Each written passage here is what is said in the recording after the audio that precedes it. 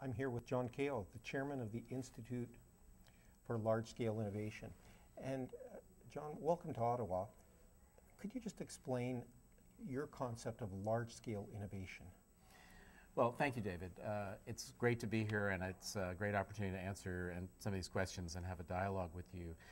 I coined the term large-scale innovation because I was very aware of the fact that most of the academic work and also the discussion about innovation focuses on companies. Company X is innovative, company Y is not. But when you look at societies, societies also have the ability to support innovation. That you could argue that some societies are more innovation friendly than others. But the way of looking at a society is a somewhat different set of lenses from looking at a company. And so large scale to me refers to innovation at a societal level, whether we're looking at a country or a region, or even at the level of global civil society, where you could argue we have to be looking at innovation as one of these planetary systems for the benefit of all. Now, given that, let's talk about Canada just for a second. Canada has many advantages as a society that lend themselves to innovation. There's a lot of interest in our country. We don't feel that we're firing on all cylinders in terms of achieving our potential as an innovative nation ourselves. What initial observations do you have about Canada?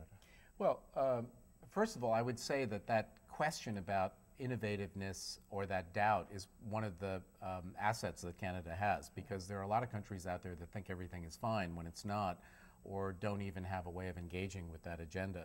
Whereas for Canada to put the question before itself and say, how can we do better, is, I think, a sure path to actually doing better. I also, having lived next door to Canada all my life, am very aware of the fact that there's abundant talent, there's abundant resources, there's abundant financial muscle, there's a government that I think, by and large, gets it and is willing to engage. So it's a little bit of a design challenge to figure out how to take this notion of an Innovation Canada to the next level. Okay. If I could just ask then, in Canada, we're all really aware that we're quite a decentralized federation. And we're quite proud of that. Our provinces, our regions, our cities, all have good stuff happening in them, lots of innovation. Is decentralization a positive or a negative when it comes to developing an innovative nation?